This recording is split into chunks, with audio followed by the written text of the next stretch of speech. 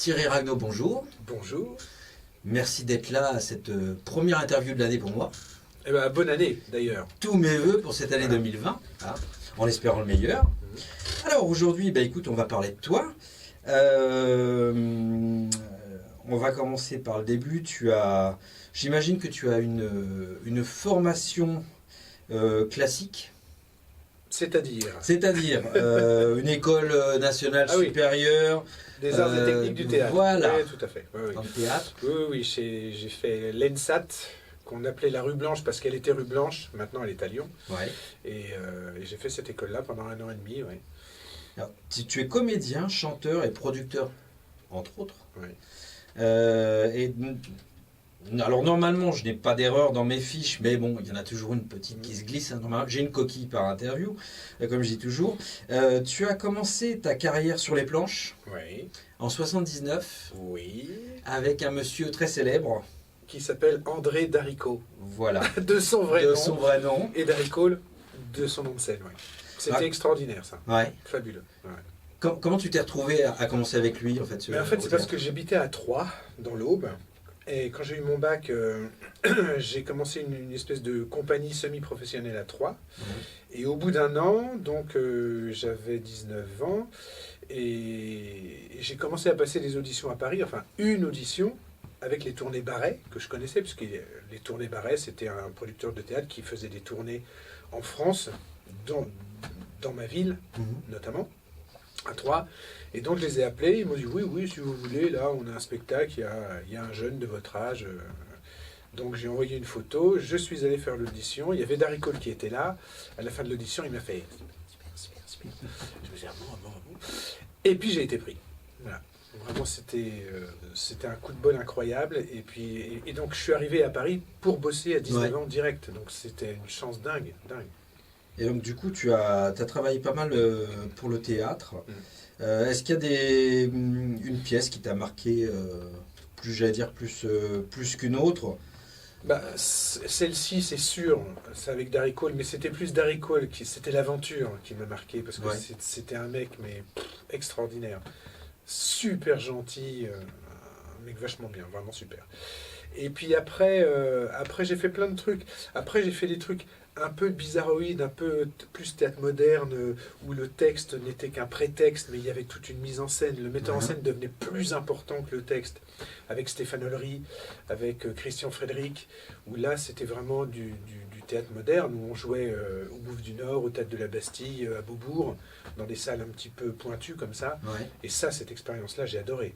Parce que ça m'a montré qu'on pouvait tout faire au théâtre avec une mise en scène, avec les tripes, sans se reposer sur un texte. Parce qu'après, là en ce moment, je joue le misanthrope. Bon, c'est fabuleux. On a presque besoin de rien faire du tout. Tellement les Alexandrins, ça coule, c'est beau, c'est facile. Voilà, l'écriture est incroyable. Mais voilà, et associer les deux, le moderne et le classique, ça c'est super. Parce que ta carrière, j'allais dire, de théâtre s'étale de 79 jusqu'à encore maintenant. Et tu as même mis en scène, si je ne me trompe pas, pour l'amour du fisc. Alors, c'est pas moi qui l'ai mis en scène, ça. Moi, j'ai recommencé d'écrire. Voilà la coquille. Voilà la coquille, c'est bon. C'est bon. J'avais écrit déjà 2 pièces de théâtre il y a très longtemps, et je me suis remis avec Corinne Affil, ma co-auteure, et on a écrit Bon anniversaire mon amour en 2013, et pour l'amour du fisc en 2016 ou 2017, je ne sais même plus. 2017. Et ça, j'ai écrit. C'est d'autres qui ont fait la mise en scène. Stéphane Druet pour Le Fisc et Christian François pour Bon anniversaire mon amour. Une pièce marquante, ça a été Bon anniversaire mon amour, parce que c'était un gros truc. C'était ma 3e pièce écrite. Ça a été un énorme succès. Et ça m'a ouvert plein de portes. Tu as évidemment d'autres activités à côté. Alors tu as même tu es même auteur-interprète. Tu as enregistré 3 disques. Oui. Ça va, j'ai bon. Ça c'était extraordinaire. Et t'as fait une tournée même dans toute la France. On a et bien, pas que. ah oui, oui, on a beaucoup tourné, pas que, on est allé en Suisse, qu'est-ce qu'on a fait? En Belgique. En Belgique. Oui, on était en Belgique à Bruxelles, alors c'était bien, j'adore Bruxelles, formidable. Et non, ça c'était très bien. Alors le troisième album a été, ça s'est encore mieux passé parce que je sortais de Plus belle la vie en 2007, et du coup c'était quand même plus simple de tourner grâce à la notoriété acquise avec Plus belle. Et là c'était vachement bien. Non, là, on a bien tourné, ouais, ouais. Et puis c'est des chansons, donc c'est un groupe. Moi je chantais et j'avais un pad électronique, donc j'envoyais des séquences, etc. Ouais. Et j'écrivais les textes. Alors, tu as aussi fait quelques courts-métrages. Tu as eu des directions artistiques, pardon, en 2018 sur Overlord. Oui, alors là, pour être tout à fait honnête, j'ai remplacé Thierry Vermut, qui a fait toute la direction artistique du film. Ouais.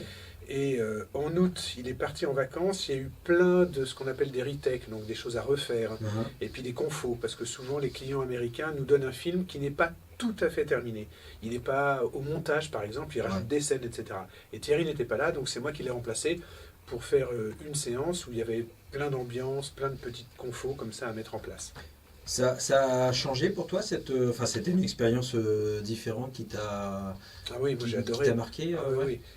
Devenir directeur artistique au doublage, moi j'ai commencé en 2015, un truc comme ça, 2016, c'est assez récent, à la fin du Mentaliste. C'est Christelle Salgue sur TF1 qui m'a dit écoute, tu devrais diriger, viens me voir, etc. Et donc on a beaucoup discuté et c'est elle qui m'a donné les premiers téléfilms à faire. D'accord. Et c'est vraiment bien, c'est épuisant totalement. Ouais. Il vaut mieux être comédien que directeur artistique, je vous le certifie. Mais c'est passionnant. C'est passionnant. C'est autre chose, il faut tout faire. Il faut faire le plan de travail, il faut choisir ses comédiens, le casting. Et ça, c'est bien parce qu'on prend des gens qu'on aime, des copains, c'est vraiment agréable, c'est très agréable. Et puis diriger un comédien, moi j'adore ça. Bon. Et alors, tu as fait de nombreux passages à la télévision. Alors une émission qui revient souvent parce que j'en ai reçu, j'ai reçu certainement des acteurs que tu connais qui y sont passés aussi, notamment pour Au Théâtre ce soir, au Théâtre Marigny. Trop bien. Les Hussards. Oui, Jacques Fabry, extraordinaire. Puis Jacques Fabry, moi c'était un peu mon dieu quoi quand j'étais petit, parce que Théâtre ce soir, c'est quoi, années 50, 60 ouais. Et moi j'en ai vu plein. Et tout d'un coup, que Jacques Fabry m'appelle, parce que j'avais tourné avec sa femme Du vent dans les branches de Sassafras, la pièce western de René de Obaldia à Nantes. Il était venu voir, et après il m'avait proposé de jouer ça, l'enregistrement au Théâtre Marigny. Ah, c'était magique. Ça, c'est un truc vraiment... Des souvenirs, c'est la Madeleine de Proust, quoi. C'est me dire, moi, je vais faire un théâtre ce soir. Je les ai vus tous les vendredis soirs, à la télé, tous. Et il y a eu une autre chose incroyable comme ça, c'est quand j'étais en studio... Il y a une comédienne qui est arrivée, qui a fait « Bonjour tout le monde, comment ça va ?» C'était ma sorcière bien-aimée. Ah, je me suis retourné, c'est Martine Sarcey. Oh, alors là, fabuleux. Extraordinaire. Ah, c'est incroyable. Ouais. La voix, c'est incroyable. Alors, il y a de nombreuses séries dans lesquelles tu es passé. Nestor Burma, PJ, Maigret, Profilage, Léo Mattei, dernièrement en 2018, il y en a eu d'autres. Et il y a une série qui a dû marquer ta carrière en particulier, on en parlait, on a abordé tout à l'heure rapidement le sujet, puisque c'est Plus belle la vie. Tu as fait quand même de 2004 à 2006. J'ai fait un peu moins de 2 ans. Voilà. Avec des retours en 2012 oui, tout à fait. Et 2019. Alors pas non, voilà, ouais. C'est pas tout à fait un retour en 2019. En 2019, on a tourné un petit truc pour fêter les 15 ans de Plus belle la vie. Et là, il y a des discussions pour savoir est-ce qu'ils font revenir le personnage de François, mon personnage, ou pas. C'est François Marcy. Voilà, ça se discute. C'est en cours. Est-ce que c'est un retour que tu souhaitais dans la série ou... Ah oui. Ouais. Moi, quand on m'en a parlé, la première fois qu'on m'en a parlé, c'était il y a un an et demi maintenant, un truc comme ça. Et c'est la productrice Michel Podosnik qui m'en avait parlé, et je lui ai dit oui tout de suite. Je me dis, ah oui, oh oui, là, ça me tente bien. Ça fait longtemps, ça faisait donc de 2012, oui, c'est ça, Ouais. ça fait même 7 ans. Et oh oui, j'ai dit oui, bien sûr. Alors après, écoute, on va aborder une autre facette de la carrière d'acteur que tu as eue, puisque c'est le doublage, où là tu as une des voix qui est dans le panthéon des plus reconnaissables, on va dire. Alors moi, il y en a une qui m'a... Enfin, il y a un film que j'aime beaucoup. Je crois que c'est... Alors, dans les films, hein, je ne parle pas des séries animées, puisque je suis d'une génération qui est indécrottable de ce côté-là, que ça a marqué, ça marquera jusqu'à la fin de ses jours. C'est Black Rain, Andy Garcia. Ah, Je oui. dis Black Rain, entre autres, parce que Ouais. tu l'as doublé sur d'autres films. Ouais. Euh, Ah, ça, Black Rain, c'était... ça, c'est l'époque Andy Garcia, donc j'avais commencé par Les Incorruptibles. Et puis après, il y avait Affaires internes et Black Rain. Et Black Rain, donc c'était avec Michael Douglas et c'était Patrick Florsheim. Oui, déjà, qui le doublait à l'époque, je crois. Hein. C'était vachement bien, c'était Ridley Scott. ouais. C'était extraordinaire. Et c'est vraiment... c'est dans ce genre de film que j'ai découvert qu'il fallait vraiment respirer avec son comédien à l'image. C'est-à-dire Ouais. que, évidemment, il faut pleurer quand il pleure, il faut rire quand il rit, il faut être en colère quand il est en colère. Mais respirer, toutes les respirations, quand on voit les épaules qui soufflent, etc., ça pour moi, en doublage, c'est le plus important. Le plus important. Si on arrive à coller dans les respirations, Ouais. on a l'impression que c'est lui qui parle. C'est l'impression que ça donnait, Ah en bah, tout cas. tant mieux. C'était bien réussi. Bah, merci beaucoup. Non, c'est un film qui m'a beaucoup marqué. Pourtant, je ne l'ai pas vu quand je l'ai vu. Alors, tu as prêté ta voix à de nombreux acteurs sur de nombreux films. Il y en a toute une liste. Il y a eu aussi JFK. Il y a eu L'Aventure intérieure. Robocop, le premier. Ah, mais je savais pas ça, Robocop. Ah, bah, je te l'apprends. C'est fou, ouais, ouais. Il y a aussi L'Arme fatale, où tu joues un méchant. Oui, c'est le premier, je crois. Monsieur, ouais, c'est ça, Ouais, Monsieur Joshua, Gary Ouais, c'est ça, Busey. tout à fait. Ouais. C'est toujours, parce que à chaque fois je vais poser la question, mais souvent j'ai la même réponse, c'est comment jouer un méchant par rapport à un gentil. On s'éclate. Bah, c'est le paradis. C'est le paradis. Hein. Un gentil, quand il dit bonjour, bah, il dit bonjour. Un méchant, quand il dit bonjour, alors là, on a 50 manières. C'est génial, c'est génial. Alors tu as fait aussi, tu es intervenu aussi sur un film comédie qu'on a tous adoré, aussi que je revisionne de temps en temps encore maintenant, un film de Mel Brooks. La folle histoire de l'espace. Exact. Oui, oui, oui, oui. Oui, oui, je faisais le chevelu, là. Enfin, le chevelu. Comment il s'appelle, lui? Tu faisais Yup Solo, Oui, Bill Pullman. voilà, Bill Pullman, tout à fait. Ouais, ouais, Voilà. ouais. Ah non, mais j'ai fait un milliard de trucs. Alors, des comédiens que j'ai fait qu'une fois. Oui, oui, bien sûr. Et il y a, par exemple, quand même, Georges Clooney. Eh oui, j'ai doublé Georges Clooney. Le retour des tomates tueuses. Oui, le retour des tomates tueuses. Incroyable. Je l'ai. Voilà, et je me souvenais plus du tout. Et un jour, c'était l'époque où les télés venaient d'être privatisées. Il y avait TF6, etc. Il y avait plein de films qui passaient. Et je m'entends, je regarde Clooney. Alors là, c'est la consécration. Tu connaissais le titre du film Le retour des tomates tueuses, je l'ai su après. Je me suis dit, mais je me souvenais plus du tout de ça. Je me souviens très bien avec qui je l'ai fait et tout. Et puis, il y en a, tu en as des tonnes. Je peux pas tous les citer. Un des derniers en date en 2018 et 2019, où tu as joué un méchant aussi dans Avengers. Ah, c'était bien ça. Ebony Mao. Voilà. Enfin, le Ouais. personnage en tout cas. Ouais. Bien aussi Voilà. le méchant. Bah, là, c'était.